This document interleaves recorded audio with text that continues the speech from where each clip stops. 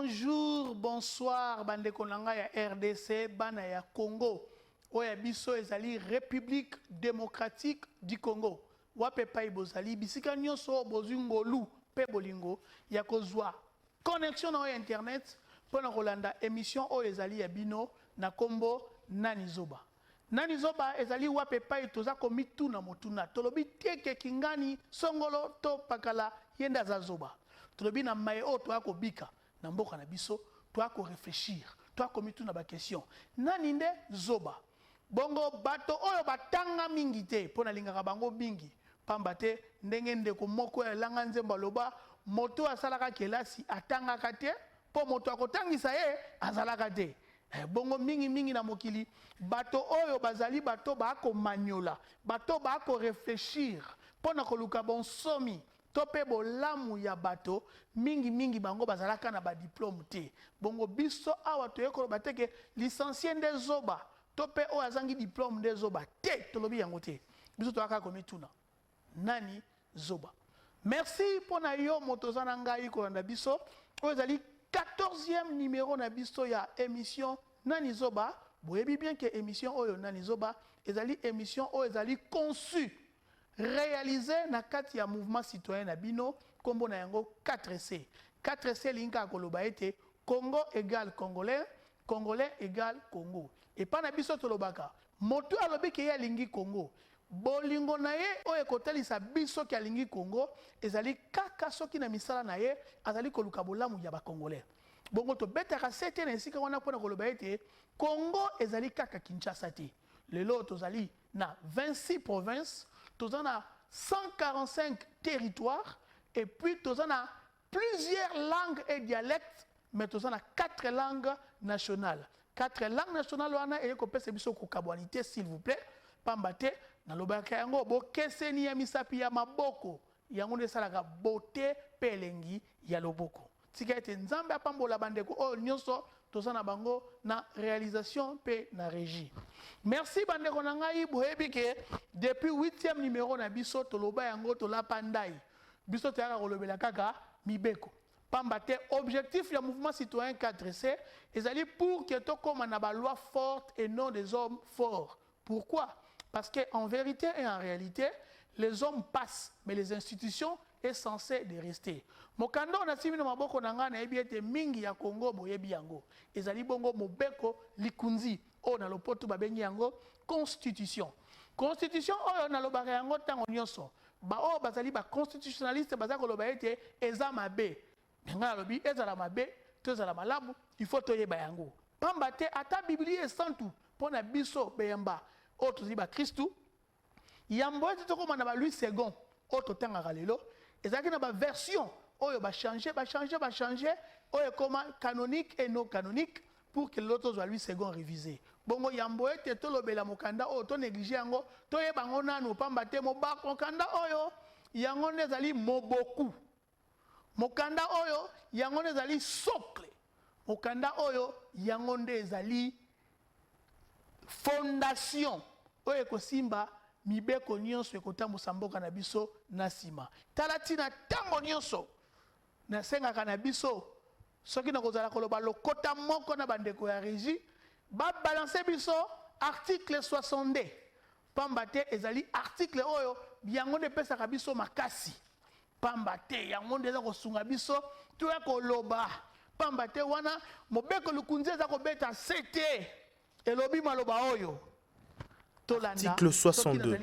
Nul n'est censé. Article 62 à Constitution. Article 62. Nul n'est censé ignorer la loi. Toute personne est tenue de respecter la Constitution et de se conformer aux lois de la République. Ah! Article 62. Elobi nango belete. Elobi ka mokuse. Moto moko te esengeli na ye azanga koyeba mibeko. Ndeko na ngai na kelasi totangaka mathématiques, chimie, biologie, ainsi de suite. Mana tikeli komona te bato baotanga constitution. Omona moto akoleka na te bakoloba ngana za constitutionnaliste. Mais bano aye na ndaku bakota papa baotuna oh mais misala ya papa na biso na makambo comme la constitution. Et c'est le comment côté. Et c'est le principe comme on a moto à colo bakengana ça homme d'état. Ngana licencié en droit. Nathalie procureur le rôle va procureur au bazale le la katamboka na biso ba procureur Iris na bande ko belé toyebi. Mais l'otamboli na ye lo lengene ya kozala omituna oh est-ce que oh pena muto yebi mibeko. Balabi nul n'est censé ignorer la loi. Ndeko langai comment motori ko ignorer mibeko te. Pamba te moto ayebi atosaka. Si moto ayebi atosate c'est que likambo ezali. Balabi te ko batwa pembe, balabi te ko ba congolais est n'est pas censé ignorer la loi. Balabi te ko ba congolais ya ouest. Non non non non. Moto nyonso ata mopaya o aza kobika na Congo et sengele eba mibeko ya Congo lobi nini. Bongo na yebi ete moto eba nyonso te. Talatina biso toye na émission oyo intitulée Nani Zoba poto meka ko manula. To le belaka mambo ezali selon la constitution. Ndeko langa mutako sayote Congo ezana ba problème na domaine nyonso. Bongo biso awa tori ko le bela nyonso na mbala moko te. Nous encourageons bandeko na biso ba mouvement citoyen nyonso. Il y a ba parti politique nyonso. Tout ça qu'on encourager bino boye ba ete 4C ezali pouvoir te, ezali pe opposition te. Yo mutu ya lamuka ko profiter de ce que tu vérité mo ko appuyer yo o le ba tozana yo te biso to ba pro Congo tozana congolais tozana binoté et yo pe mutu pouvoir ce to le bien ko mo ko sepeli si yo par rapport à votre opposition ko le ba te que tozana yo te souci na biso ezali moko yo ngai ye na ye kuna biso nyonso tozana na se ya mibeko pamba te mibeko yango nde ko bongisa lobi ya ngai na yo pe na bana biso. Bongo na 13e numéro na biso, to lobela ki bongo mingi constitution na biso, to epengwa ki o ezali ba institution de la République. Bongo ezalaki article 68. Soki to kozala en complicité na régie na kosenga nendeko Gerlin a balancé biso l'article 68 to ka lecture article 68 enfin que to meka ko évoluer pambate article 68 na yebite so zaki hasard topé coïncidence bandeko na ngai pambate il y a 4 personnes en Dieu, il y a 4 évangélistes pour na biso ba to ndimela Biblia auto jango mokanda na biso est centre. Ah oui, mais na kati ya constitution l'article 68 tant ba ko lobela ba institution ya république comme par coïncidence na yebite kuna pe to ko kuta 4 institutions. Ah, tokoti 4 institutions. Bon, on a osenga, tout la lecture, il y a article 68, il y a constitution. Donc on a la lecture, dans la Bible, bota la lecture te, yoka de konangai, pambate, et ça de komoko na yebi, na kotanga kombote, pambate émission, tout ça émission ya mabangate, et c'est émission ya kososola, pe ya komituna. Bongo balobi na biso na article 68 pona ndeko aza kolanda image oyo bachelinga na sima elobi boye les institutions de la République sont oh l'école primaire peut tanga les 4 points cardinaux sont hein ndeko Maurice Asegi balobi na biso ezali les présidents de la République, les parlements, les gouvernements et les cours et tribunaux. Ndeko na ngai na bato batangi mibeko bakoso sola ete 4 piliers wana oyo moi so sali fondation yango yo constitution yango ne fondation ya RDC mais ezaka na 4 angles oyo ezaka na ba colonne principale oyo simbaka ndako biso zali na président de la République balobi présidence te balobi président. La personne du président de la République constitue l'institution d'État, suivi de parlement, et puis gouvernement, namine na balobi cours et tribunaux. Bongo ba wana misatu, bangonde bazako sala triangle moko, o ezali na exécutif, législatif, et puis ezali na pouvoir judiciaire. Donc il y a 3 en 4. Bongo pouvoir exécutif, ezali bongo gouvernement, na président de la République. Bongo législatif, yango ezali bongo parlement et pouvoir judiciaire ezali ba cours et tribunaux nyonso na ba parquet. Ah, on peut sa courte hein. Et nga tanga ika, je suis pas juriste. Nalinga n'auto réfléchir. Ndeko na ngai. Émission le cas qui ozaki 13e numéro na biso, to lebelaki 2 articles, to lebelaki 2 branches, to lebelaki Parlement na gouvernement. Na Parlement na gouvernement, to tangaki bongo na article 100. Oza ko pesa biso oyo ezali mi mosala ya yambo oyo Parlement eza na yango. Pamba te Parlement eza habité mibale. Toza na Sénat et puis na chambre haute na chambre basse. Alors yango wana na kosenga oloka lecture ya oyo etali article 100 ya constitution na biso. Tolanda.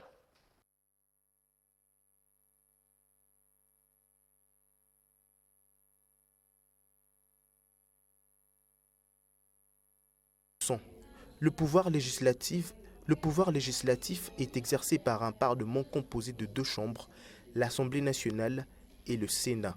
Sans préjudice des autres dispositions de la présente Constitution, le Parlement vote les lois, il contrôle le gouvernement, les entreprises publiques ainsi que les établissements et les services publics. Chacune des chambres jouit de l'autonomie administrative et financière et dispose d'une dotation propre. Ndeko na ngai na banzi nde musa sutu ke musala ya parlement des akangwana oui musala ya parlement za oganga ganga te ngai parlement za opposition te député soko koti na parlement ba benga bango ba élu du peuple bongo musala na bango zali bango de fois contrôler gouvernement donc bango de bazaka liso ya peuple kolandisa maya ndenge ba politique ba ko kamamboka lisu ya peuple yango babenga bango les élus du peuple ba peuple aponi pamba te batoni ndoko na ngai batonio sauté nde bakoza na kati ya parlement to na Sénat moi moboko ya bato bazui confiance bakei wana pona nini bango bakei wana na linéa 2 na yango balobi sans préjudice des autres dispositions de la présente constitution le parlement vote des lois. Donc, bato wana bana mosala ya kovote mibeko. Mibeko wana ezali pona koluka ndenge nini Congolais akobika malamu na mboka na ye. Ah oui. Balabila bango ka te boluka mibeko po bozo ba palissade ndenge to mona. Balabita ke boluka mibeko po bolongola président et assemblée to bolongola ministre te. Boko sala mibeko pona kotambusa mape bolamu ya bayi Congo. Et puis balobi na biso ya mibale bangonde bana mpifo. Oye sali ete ba contrôler gouvernement. Si mana bango ko contrôler gouvernement et ceux qui wana te ba keiti na ba entreprise publique. OGFREM, SNEL, ONATRA, RVA, oye sali biloko ya l'état, MIBA, JECAMINE. Ba ezali na tego IGF.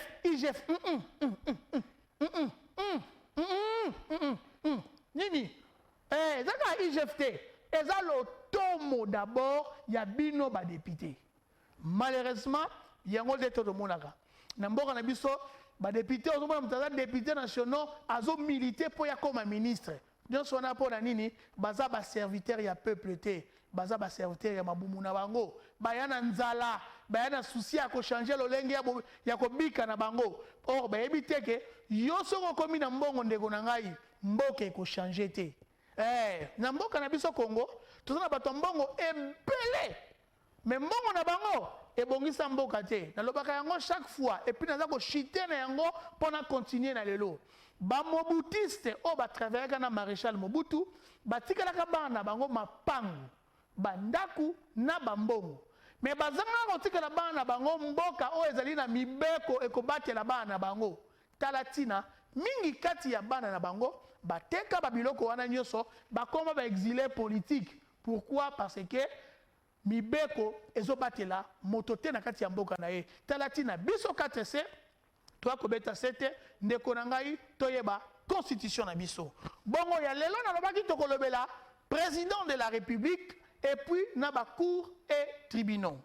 Ndeko na ngai soki na bozala en complicité vraiment vraiment vraiment na bandeko na ngai tokolanda son parce que image ezali na moko so ya technique boyoka lecture ya article 69 ya constitution na bien to yoka o azana buku na ndako na ye ofungoli article 69 ya constitution oyoka lecture oyo ndeko Enoch aza kosalela biso nzambe apambola yo pamba te na esika oyo tozana bato ba kosala mosala sans ete bazwa mbongo na maboko toyoka article 69 ya constitution tolanda lecture wana toyoka.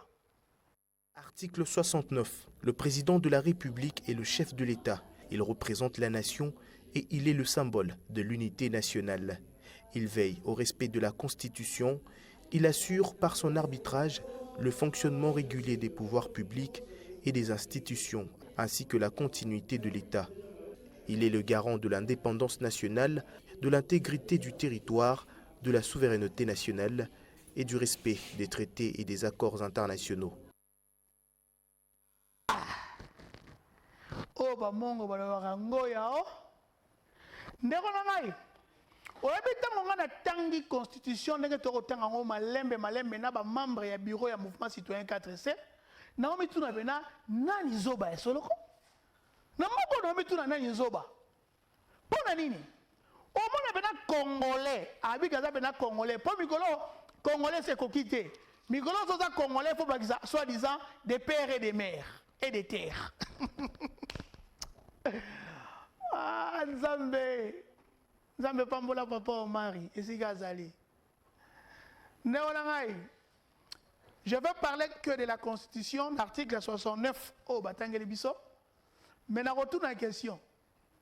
Na Mamadou Ndala, qui était des pères sénégalais, na Willy Ngoma, au hasard des pères et des mères, azo bon ba congolais ensemble na M23. Nani des congolais.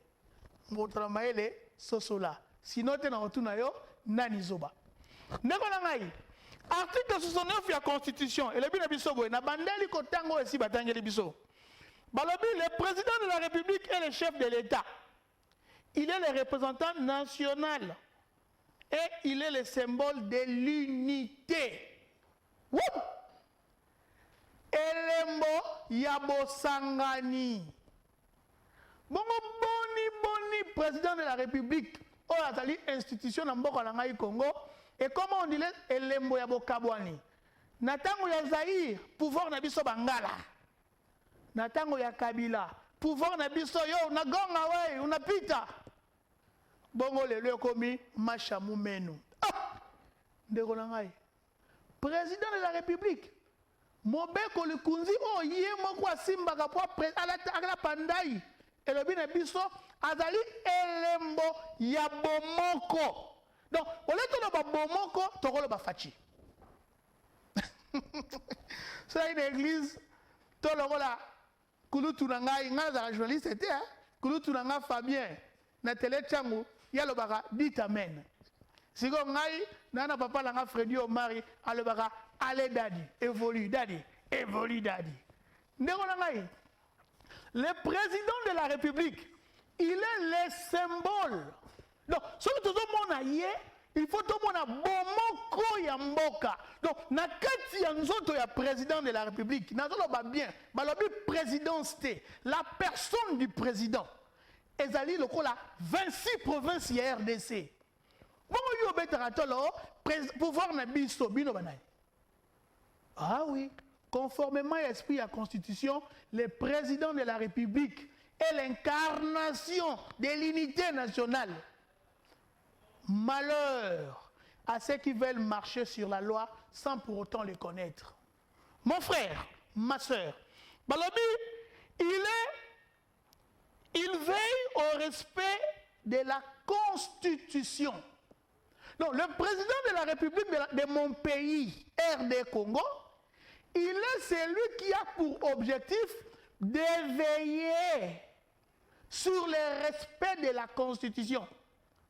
Oh. Donc, président de Nazawana Fachi Félix Tshisekedi Tshilombo, parmi mes devoirs, régalienne soki na koloba bongo bongo ezali na ye atala ete mibeko ya constitution ezala kotosama na congolais nyonso me kasi mingi na bato bakosala na kati ya misala ya l'État. Ah oui bongo basukisi te balobi il assure par son arbitrage le fonctionnement régalien, il assure par son arbitrage le fonctionnement régulier des pouvoirs publics et des institutions ainsi que la continuité de l'État. Donc, Fachine Ngazawana, un arbitre. Arbitre est corrompu. Arbitre, il faut la juste, le rôle à 4C. Et si vous allez rouge, au lobby rouge. Et si vous allez noir, au lobby noir. Pourquoi il y a que jouer un rôle d'arbitrage par rapport à fonctionnement? Puis il y a continuité, il y a l'État. Ah oui, pourquoi il y a continuité? Pambate, Aza président de Bosote, à cause de la paix à Soukade. Koko manaye mokonzi, et c'est a continuer na oyo mokitani na ye asalaki to asalaki te ye a continuer et ça que l'autre zo la fachi Félix Tshisekedi Tshilombo parce que ye ndi président na biso oya ko ya lobby to lobby wana tant que constitution oyo nanu esimbami te nandimi peut-être tango ba ko simba yango ba ko longola l'article oyo parce que l'article 69 de la constitution je ne vois pas en quoi ça dérange. Alors et c'est d'ailleurs lisusu non seulement assurer une continuité à l'État, il est le garant de l'indépendance nationale et l'intégrité territoriale, de la souveraineté nationale et du respect des traités et accords internationaux.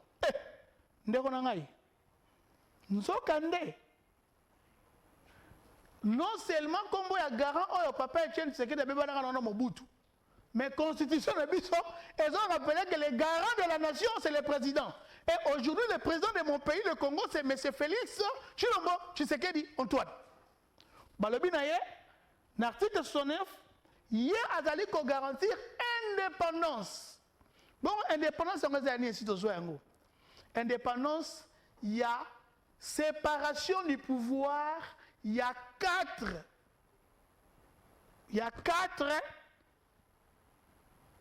institution autres en séparation du pouvoir. Donc le président de la République est là pendant que Marambo Ozali a juge abimaté parce que sa président a imposé té. Makambo Ozali makambo ya gouvernement yé atala kaka ke ele kana nenge longo bani bobo sanarate mingi pona bolamu ya ba congolais. Ah oui, biso na 4-7 le barake Congo est un parti politique na oti. Congo s'appelle tribune au Kati. Congo, les autres, on a 26 provinces et nous sommes obligés de travailler pour tous.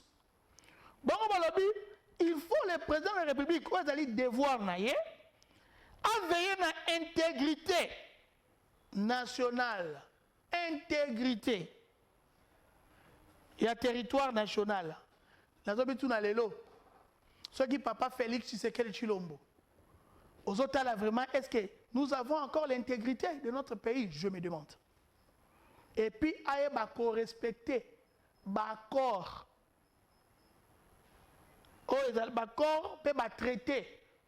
Ozali Nabapaya. Et on a dit que l'accord a le coûté M23.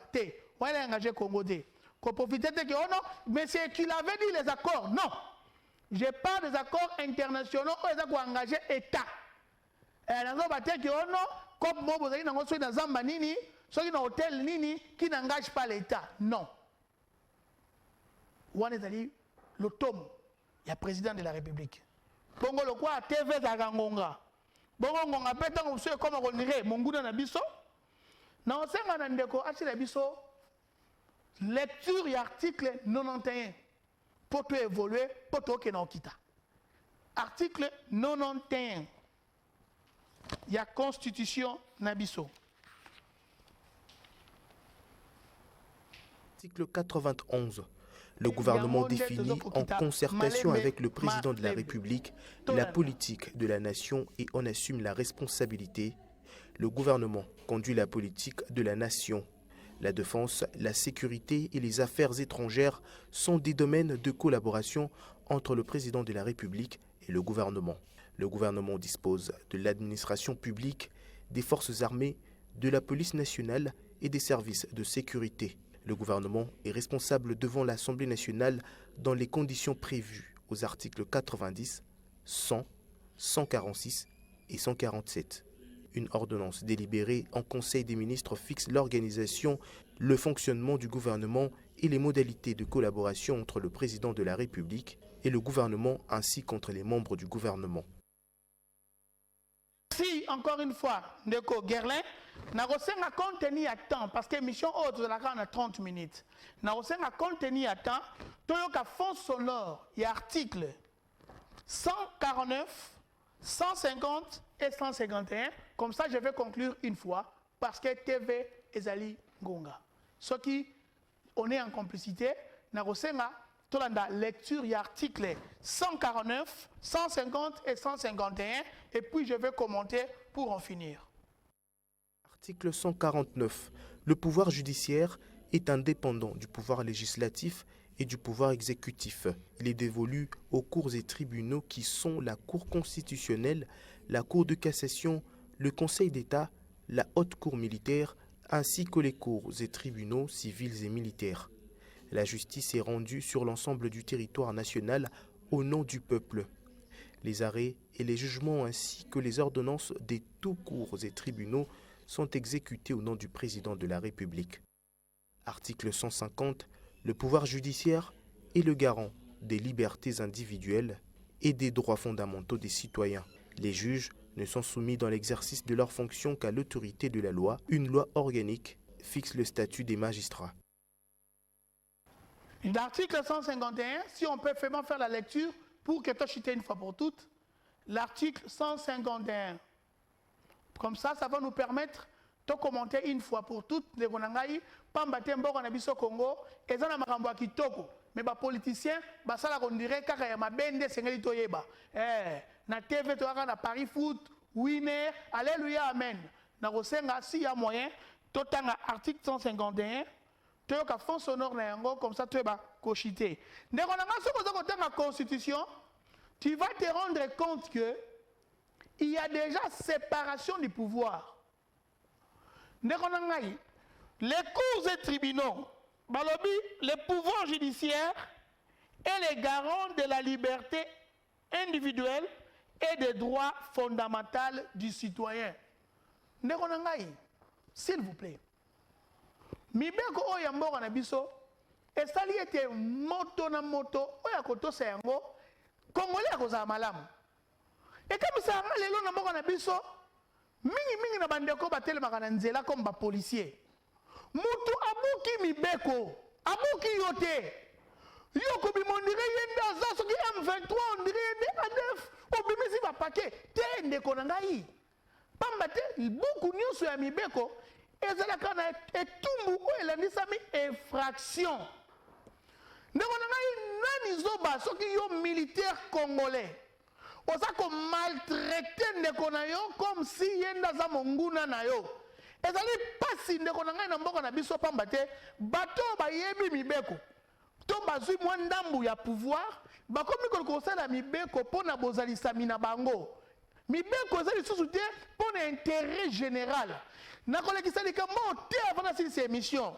Ndeko na ngai lobi aux alentours ya 19h. Nazoleka na au commandement. Bakangi nzela. Bakangi nzela toleka te. Mutazolo banangai adjudant chef alati tenir à la police passa rouge dans loboko. Papa, toleka te pour nini? Oh notre c'est ya mokonzi oleka. Ah, peut-être le président de la République azoleka mais na moni ba shika tate. Nzoka nani? Jules Alingeti. Ah! Ndeko na ngai. Donc, Jules Alingeti dans 19h. azo ya na bureau na ye ero misala elle était kangami bino bopekisi to linga biso to bopekisi biso to leka elingi koloba nini donc pour azwi pouvoir il faut amatelonga ba congolais ndeko na ngai zonga tanga article 5 ya constitution okoya ko sosolo comprendre ete pouvoir ezalaka na maboko ya peuple soko tangi ba article o batangeli biso okomona ke même les jugements ya ba cours et tribunaux ezalaka rendus d'abord au nom du peuple et puis proclamé ou prononcé au nom du président pamba te peuple nde azoka pouvoir na ye selon l'article 5 de la constitution apesi yango na élu du peuple oyo ezalaka bongo président de la république enfin que président de la république a eu pouvoir wana po à servir. Voilà pourquoi maréchal Mobutu abanda koloba impère égale servir.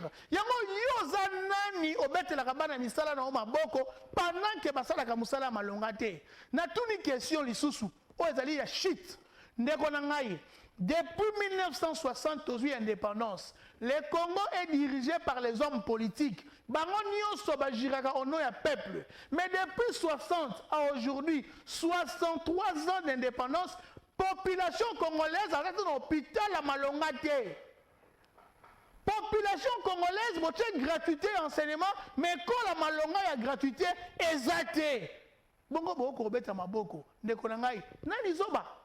Nani ndezoba ah non qui va bien dans peuple ah t'es bon ngana bi que peuple ngape na population peuple azoba te mais peuple zo bezali moto yo azobeta maboko na bato esengi basala musala mais musala ngo esala mate ndeko nanga tola muka to sosolo pamba te homme politique azana devoir moko ya kosala pona malamu ya ba congolais na sengi na yo peso zali ndeko nangai longola molimo ya fanatique longola mashamu menu longola mwanetu longola bokila lokondo longola habari yako telema na kombo ya Congo to simba drapeau ndenge ndeko na ngana yemba loba mwana Congo to simba na loboko Congo elonga RDC elonga gana match te mais to longa na mibeko pamba te mibeko yango nde esimba kamboka bokendaka poto po bakoko na bango batia mibeko oyo ezobatela bana na bango yango bino bokendaka wana. Qu'est-ce qui t'empêche aujourd'hui na pouvoir aux anango au sele que mibeko est primé pour na bolamu les Congolais. Wana nde place na sukisi ya lelo. Merci na oyo landaki biso. Merci na bandeko oyo bandimi ko sala lokola ba koleka ba pasteur parce que 4C mouvement citoyen eza na mbongo te. Mais toi na bandeko ba osala na biso na aussi ces missions te. Sans pour autant kotanga ba kombo oyo ya bato yo bandimi ko travailler na biso pona misolote il est tard mais bazana biso na pesi mbote encore une fois na réalisateur na biso Christian Mongopai nzambe apambola yo bien ko zara mingi na l'église nzambe apambolo na kombo 4C na pesi mbote na Enoch pona mongongo o bozako yoka wana nzambe apambola yo na pesi mbote na Jean Lubokechu nzambe apambola yo wayambote yaza ya Kinshasa na pesi mbote na Maurice yazali web na biso nzambe apambola yo Maurice nzambe apambola yo nzambe azanga kopambola te Gerlin nzambe apambola yo et puis nzambe apambola mutu na elenga mingi orphe nzambe apambola bino o natangi yo te nzambe apambola yo ndeko na ngai tobunda pour Congo et Longa. Les hommes passent, les institutions sont censées de rester. Que Dieu bénisse le Congo, que Dieu bénisse les Congolais. Soko yo kite, non tout na yo, nani zoba.